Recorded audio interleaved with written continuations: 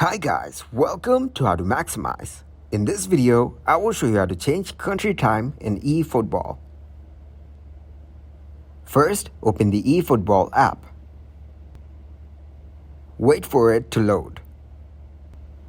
Once you're in, tap on Extras from your top right. Now go to User Information. Select the user details. Tap on Continue to proceed further. Here you'll find the option of country or region. Tap on it, you'll see it will not open, which means you're unable to perform this task on your application. Now go to your home screen. Tap and hold eFootball app and open App Info. Here you have to uninstall this app. After that, you'll need to reinstall it. When you reinstall this game, you'll be able to select a new country.